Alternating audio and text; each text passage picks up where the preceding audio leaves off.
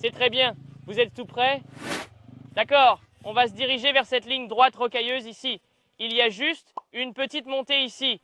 Donc, on va la monter et ensuite, on tournera à droite et on me suivra sur le sentier et on s'arrêtera à la ligne droite rocailleuse.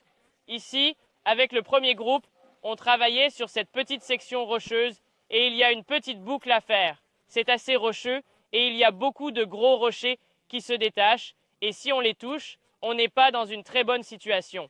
Alors choisissez une bonne ligne en regardant devant vous et là où vous voulez diriger vos pneus, c'est pour les rochers qui sont dans le sol. Vous ne voulez pas viser un rocher comme ça parce que ça va juste vous laver, mais un rocher comme ça est beaucoup plus sûr. Alors essayez de trouver une ligne qui semble ne pas bouger et la meilleure chose à faire, je choisirais probablement d'entrer et de rouler sur cette section ici, de monter sur celle-ci et de rouler sur celle-là, puis d'utiliser l'accélérateur en douceur. Un positionnement corporel similaire, debout sur vos orteils dans votre position d'attaque. Comme lorsque vous êtes au centre d'une ornière boueuse, c'est un peu le même positionnement du corps ici. Vous voulez vous pencher en arrière et mettre votre poids sur le pneu arrière. Ce que nous allons faire, c'est que je vais vous faire faire une boucle et quand vous redescendez, avoir une vitesse supérieure dans ce truc rend le châssis un peu plus souple et cela vous rendra plus doux en première vitesse. Vous verrez que votre moto se balade un peu partout, la deuxième vitesse sera un peu plus douce. Mais en troisième vitesse, si vous pouvez garder l'accélérateur en douceur en troisième vitesse, ce sera super doux et le châssis sera super souple aussi.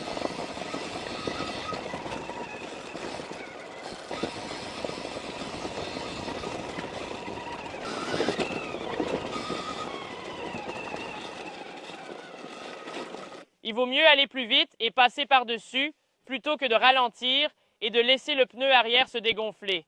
Il vaut mieux se pencher en arrière et faire une sorte de wheeling en gardant l'avant léger. Parce que la plupart d'entre vous ne rouleront probablement pas sur des trucs comme ça. Mais s'il y a des rochers sur la piste, c'est exactement la même chose que vous feriez si vous rouliez par-dessus ça.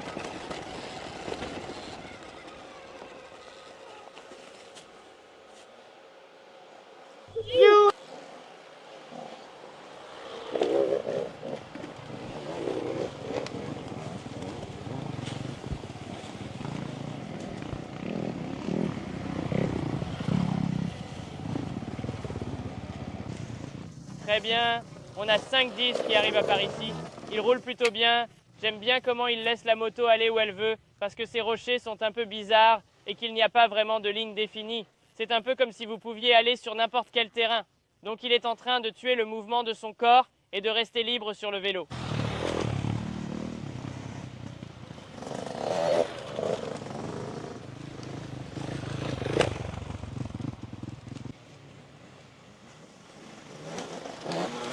Un 2-1 en ajoutant un petit plus.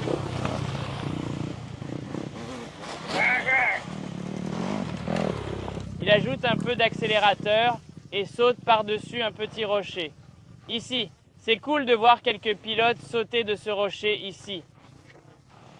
C'est sûr que ça rend la piste plus amusante, mais la méthode la plus cohérente est la suivante. De rester en douceur sur le rouleau et de garder les pneus au sol. Oh! C'est bien! Oui, c'est vrai.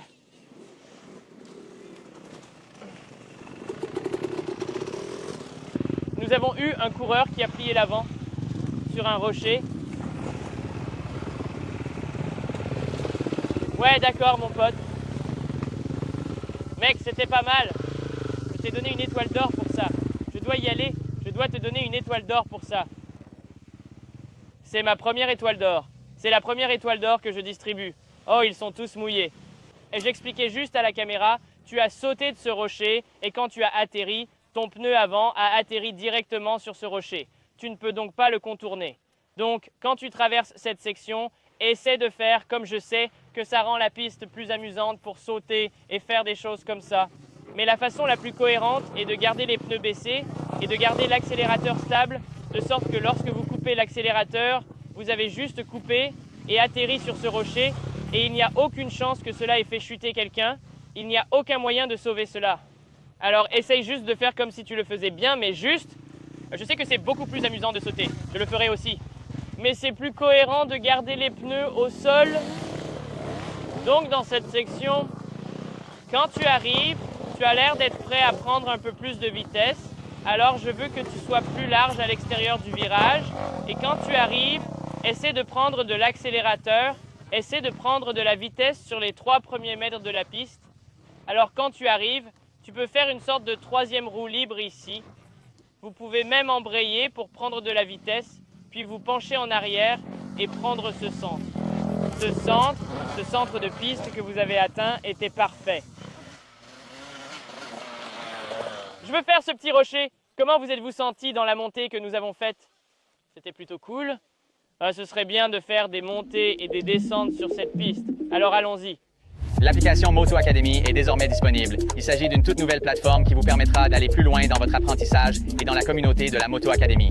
Allez sur tmotoacademy.com, rejoignez notre communauté en ligne dès aujourd'hui pour tout ce qui concerne l'entraînement, la remise en forme, le coaching mental, le développement de la communauté, tout ce qui concerne les 2 roues. tmotoacademy.com sera votre lieu de prédilection. On se voit là-bas.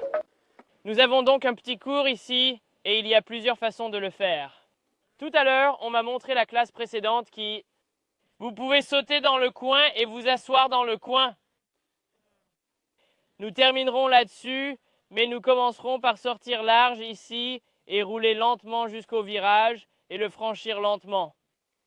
C'est un peu comme frapper une arête carrée sur une piste de moto. On ne veut pas avoir trop de vitesse, mais il faut en avoir un peu et faire rouler le pneu arrière de façon à ce qu'il y ait un peu plus de vitesse. Une grande partie est juste un petit coup d'accélérateur. Regarder devant soi, regarder dans le virage et ne pas regarder la bûche va faire une énorme différence pour vous les gars avec votre équilibre. Juste quand vous montez, juste l'équilibrage. Alors oui, mettez un peu d'accélérateur quand vous arrivez pour que votre pneu avant s'allume et ensuite... Ce que j'aime faire, c'est couvrir mon frein avant et c'est comme ça que je ralentis quand je passe le tronc. J'utilise mon frein avant pour ralentir afin de pouvoir me tenir sur mes orteils et m'assurer que j'ai le plus de traction possible sur le pneu arrière. Donc couvrir le frein avant, un petit coup d'accélérateur, faire monter l'avant et quand le pneu arrière touche, je garde mon poids en arrière et dès que le pneu arrière touche et que je sens le gros bruit sourd, je reviens à mon attaque. J'aime bien me balancer en largeur ici, puis viser droit et frapper.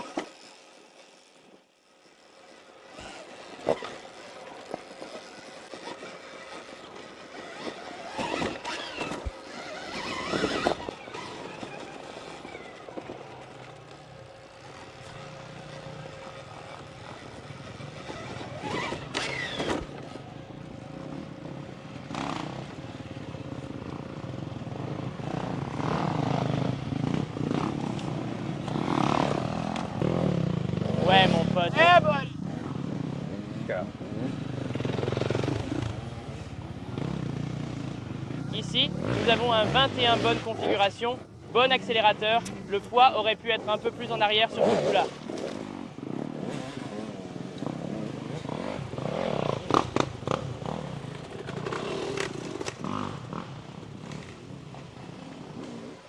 Ouais, mon pote. Voilà 5-10 qui arrive à l'intérieur du virage et qui a poussé l'avant sur un rocher. Faisons-le courir à l'extérieur et mettons le rondin un peu plus à l'équerre.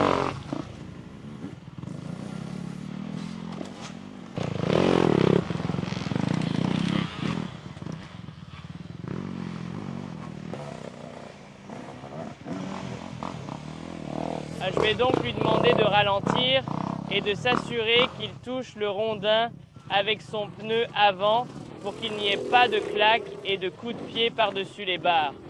Si tu le frappes avec un peu plus de vitesse, assure-toi de toucher ton pneu avant pour avoir une bonne trajectoire parce que si tu fais un wheeling, ça va juste te donner un coup de pied. Alors touche ton pneu avant pour avoir une bonne trajectoire de saut. C'est vraiment une façon plus avancée et il y a des conséquences plus importantes. Mais pour moi, en venant ici, je vais trouver quelque chose d'où je peux sauter parce que je ne veux pas vraiment toucher le rondin, parce que ça va causer plus d'énergie de le frapper. Donc, et pour moi, je vais sortir, je vais frapper à l'extérieur et je vais en fait utiliser la terre et je vais accélérer la terre et comme G-hop et bunny hop le rondin et ensuite juste le pneu arrière peut juste le toucher, mais c'est vraiment comme si c'était une erreur. Ça peut mal se terminer, alors il faut s'assurer que, oui, il faut s'engager.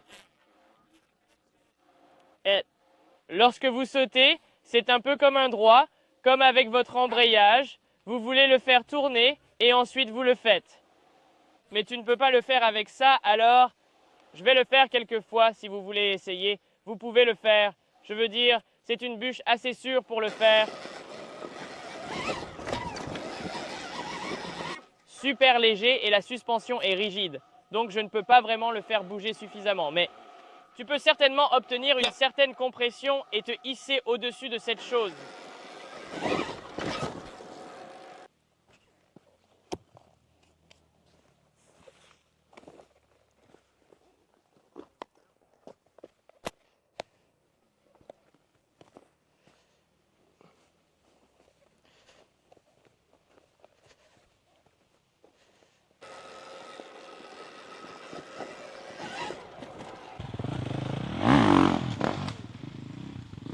Je pense qu'honnêtement, c'est juste un peu brutal. Tu n'as pas besoin de faire du rot, comme si tu l'avais gonflé puis vidé. Tout ce dont tu as besoin, c'est d'un peu de compression, c'est juste un peu rugueux, et tu as juste à... Je ne pense même pas qu'il soit nécessaire de le faire. Je pense qu'il suffit d'un petit coup d'accélérateur. Ouais, juste un petit coup d'accélérateur. Bien. Oui, c'est bien. Juste prendre le virage et... pointer droit dessus comme si tu allais frapper le rocher, la bûche, comme si c'était normal. Et puis sur cette chose, tu vas avoir besoin d'un petit peu d'extra, comme un petit peu comme like and let the rear tire. See how he's just like it's kind of a bunny hop on a mountain bike, but make sure you're going to need to like drop the clutch a little bit. Je ferai. Second, yeah, does it? Yeah, I try second. C'est ça. Ouais, donc un peu plus agressif de l'embrayage et assure-toi de laisser tomber le pneu avant. Engage-toi à laisser tomber le pneu avant. Tu n'auras pas de nose case comme tu as assez de pop pour ne pas en avoir. Engage-toi à laisser tomber le pneu avant et tu passeras juste au-dessus de cette chose.